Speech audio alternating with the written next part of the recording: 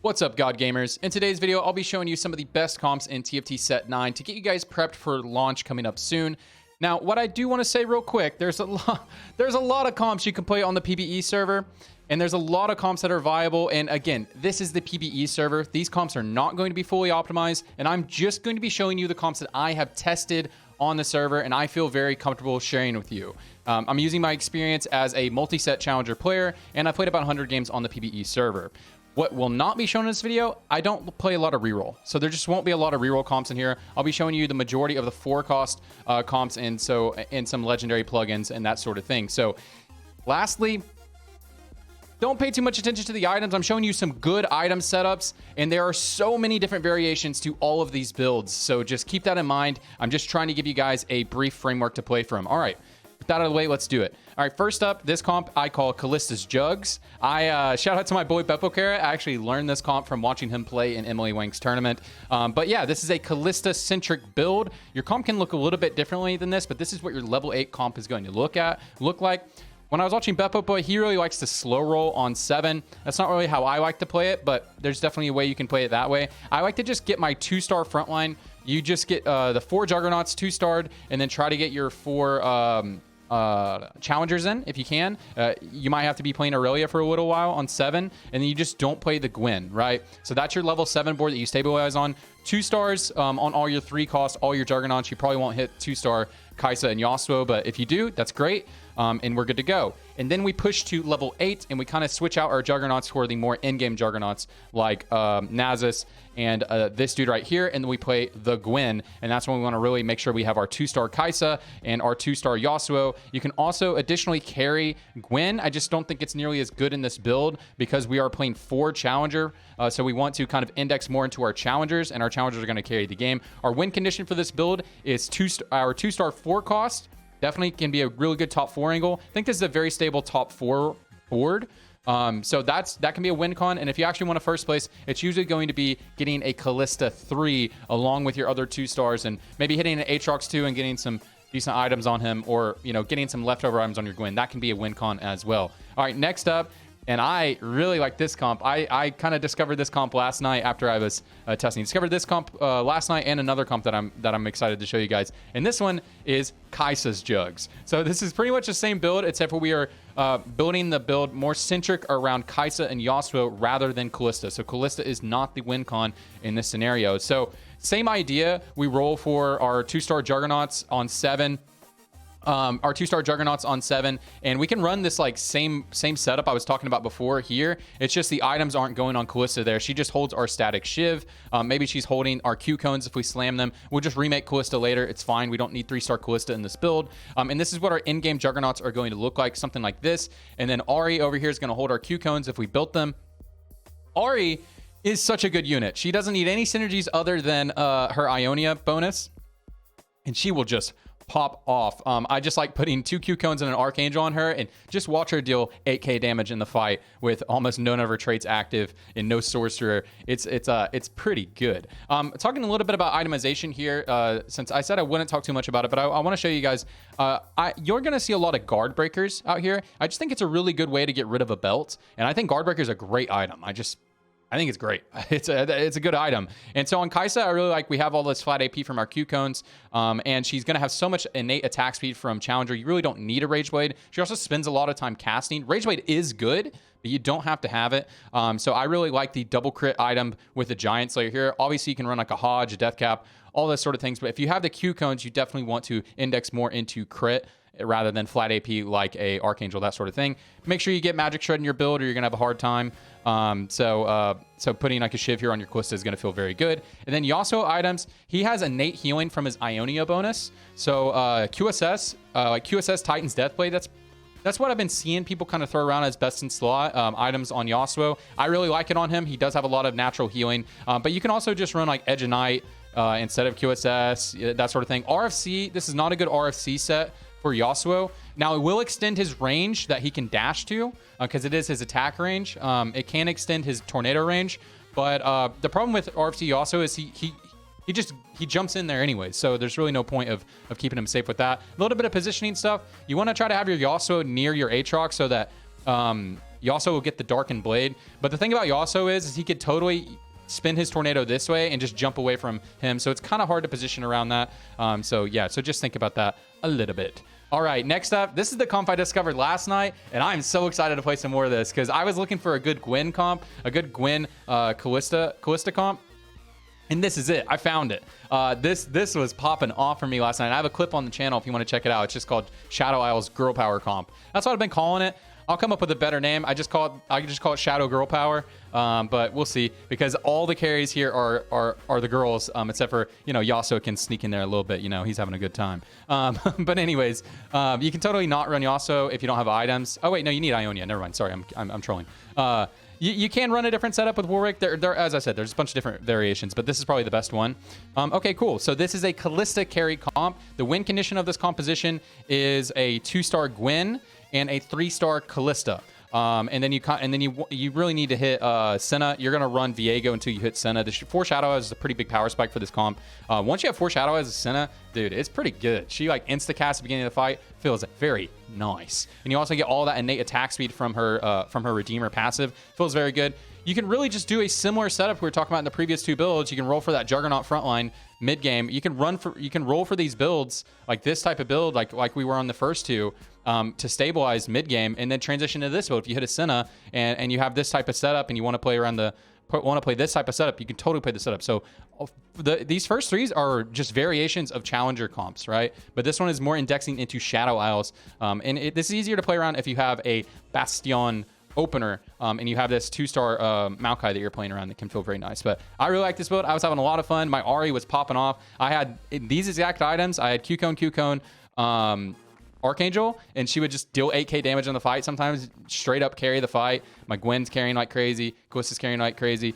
One more thing I forgot to mention, I'm just not going to bring up augments because augments, I'd be lying if I told you I knew what the best augments were for each comp, and you know, what legend you take is going to change so much what goes on. I play Ezreal because I just like having loads of items and playing multiple carries. Like, that's how I'm able to get loads of carry items on a bunch of units. And I'm not saying you're going to be able to have all these items. I'm just kind of trying to show you where to put the items, right? But I really like playing Ezreal because I like to have a lot of items and a lot of carries and kind of have some flexibility in that regard and feel strong throughout the game. I really like it. So next up is 4 Invoker reroll. You can totally play 6 Invoker. I just think it's better. You totally can play 6 Invoker. 6 Invoker is really good, but I really think it just feels really bad to play Cassiopeia, and it's really good if you have an Invoker Heart or an Invoker Emblem. It's good. That's going to feel really, really, really good. But this is just the base version of 4 Invoker, and I really like this build. So this is a reroll Karma and Lysandra based build. Now, you can slow roll for this build on 7, or you can just roll on 7 to stabilize on 4 Invoker plus like Dimasian guy. You know, you just roll for this on 7. You roll for this board minus Azir, and you can just get 2-star and then go to... go level up. You don't have to play this girl right here. You can play Lux instead. But as soon as you can hit your Ahri, you pivot to Ahri over Lux, and then that can feel very good. There are some Demacia things you can do here. Whenever you play 4 Invokers, you just want to have an off carry. So you can totally run like Lux as an off carry, Ahri as an off carry, Azir as an off carry within the build when you're running 4 Invokers. But if you can get 6 Invoker active and the Rise is really strong, dude, you can carry Rise. Rise can really pop off sometimes. So keep in mind that we want to play Rise if his portal is good and we can fit him, especially if we have an Invoker Heart, we definitely want to play Rise. So, but the 3 stars we're going to be looking for in this build are going to be Karma and Lysandra. Our Morello will go on Lysandra here. And if you end up getting a lot of Sorakas, you can totally carry Soraka. I just put some items on here to show kind of like what I would put on Soraka if she's going to be one of my carries. If she's going to be one of my carries, these are the items you can put on her. So if you do have a 3-star angle for her, totally go for it. I really like Shiv on her because she doesn't spend a lot of time casting. Like Karma spends a lot of time casting, you know? She spends a lot of time casting, right? But Soraka, she just casts it down and then she goes right back to autoing. So that's why I like to put the Shiv on her if you need the shred. Obviously, if you can't get a Shiv, then you can try to fit in like Freljord and something, do like a Freljord setup if you need to do that. So just consider that. And then also, you can totally, if you end up playing Azir as your off carry, and again, there's so many people you can play as your off carry, you can just move the Soraka items that you slammed over to the Azir, and Azir can be a very viable carry within this build. You don't need Shurima active and that good stuff. I really like this build.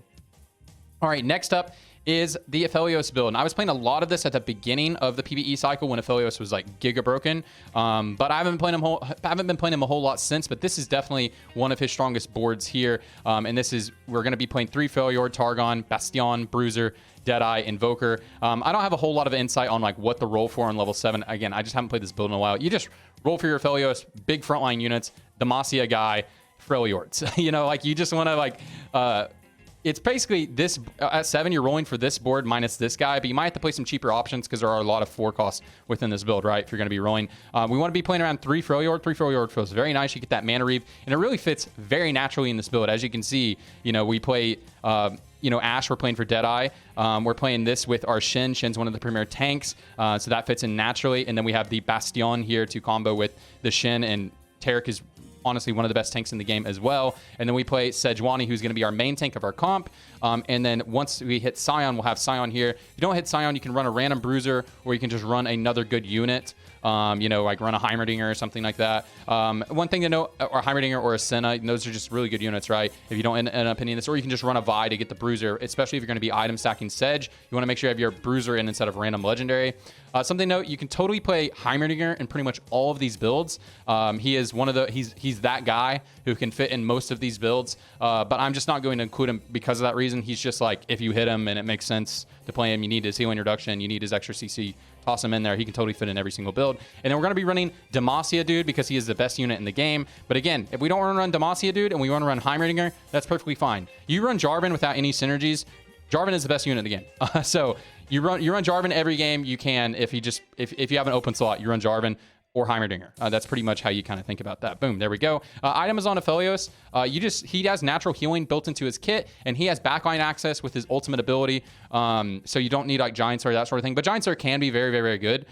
So keep that in mind. But I think these items are pretty good on him. His best item is Rageblade, and then Deathblade seems to be the best AD item at the time of making this video. But then you combo that with IE, he can just straight up one-shot the backline, can feel very, very, very nice. All right, next up, we have... This is the Azir primary carry build. So a lot of times I play Azir as a secondary carry, but this is the build that he can really pop off in. Now you can play 5 Shuriman. There's some 5 Shuriman builds. I'm just not a huge fan of them, but you can totally play them, especially if you have a heart. So cool. So here we have 3 strategists. So we're getting a lot of flat AP, a lot of shielding, Freljord, Shurima, Bastion, Invoker, and Multicaster here. So we're going to roll for a board that looks something like this. Probably just like this board minus, you know, we'll probably have to play a different Shuriman on level 7 if you're thinking about your level 7 roll down. So we're going to roll for like, you know, Nasus and then just play like a Bruiser here or something. You totally don't have to play Jarvan. You could play a Bruiser to get this. Definitely we want to play Scion here in game. We can take Scion over this spot in game so that we have our Bruiser here. And we're just playing these for the Freljord shred. If you end up having a Shiv built into your build, your comp is all AP, so you don't have to play Sejuani. But if you hit a Scion Sejuani is just so good, and you could just run this Freljord setup. But you could totally just drop this. Totally drop this unit, just play Scion, no synergies, and then play a Rise down here, right? Play a Rise over this, and you can play a Heimerdinger. You can get real wacky with it, right? There's a lot of flex spots in this build for sure. Items on Azir. This item setup is really, really, really good. You can also just run Shiv here as well if you end up running the Shiv and not running Freljord. But Rageblade, he scales with attack speed. You know, you get the crit on him, and then he you know, you want Azir to ramp throughout. Azir ramps really hard throughout the fight. So I think this item setup is really, really, really good on him. You could also consider running like a Hodge there for healing, or a Gunblade or something like that. Can be up for consideration. But this board has a lot of flex spots, so just keep that in mind. All right, next up we have a 4 Sork Dimasian Lux carry build. Now I put 3 items on Lux, but remember when you're running Demacia, she will get a Radiant item, so I keep maybe drop the blue buff or maybe drop the Guard Breaker or something like that. So just consider that whenever you're running this build. Cool. So this is a duo carry Lux and Ahri build. I showed these items on Ahri. I think these are really great Ahri items because she just gets her cast off really fast. But, you know, if you end up getting her Ionia bonus in, you maybe don't need the blue buff. She generates it pretty fast, and maybe look for like a Gunblade or something like that, or something to keep her alive, like an Edge of Night, because you really want her to get that big cast off. I think Edge of Night is a pretty good item on her to guarantee she gets that big cast off at the end of the fight. If you end up you know, if you don't get a healing item, you want to run that. So it's kind of like some tech there, you know what I'm saying?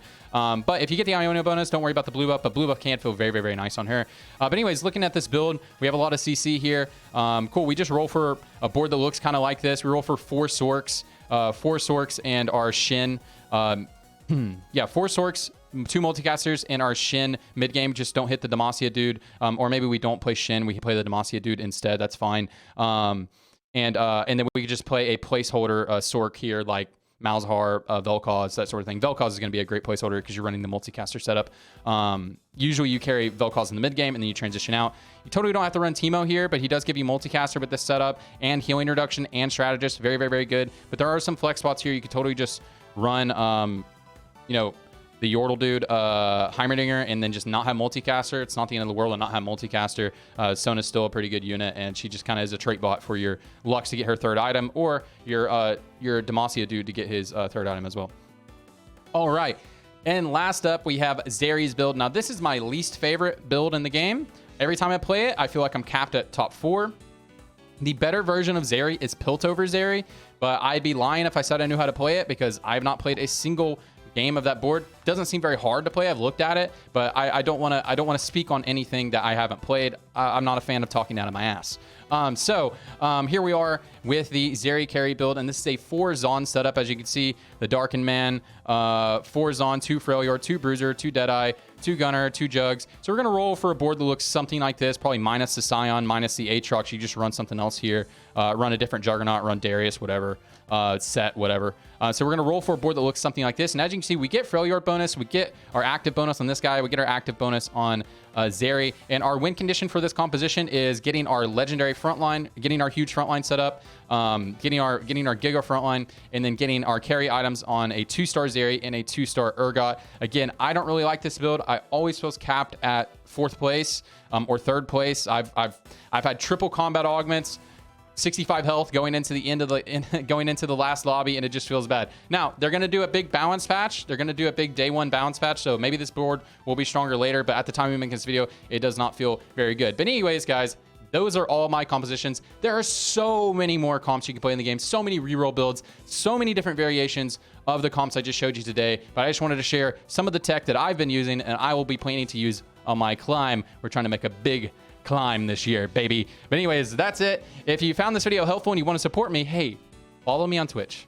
Just follow me on Twitch. There's a link in the pinned comment below, guys. Just do it. Just do it. I need more viewers on Twitch, man. I stream all the time and I have a good time. I play good music. I'm handsome. I'm educational. I'm funny. And I'm a positive Andy. So let's do it. Anyways, I love all of you and I love TFT.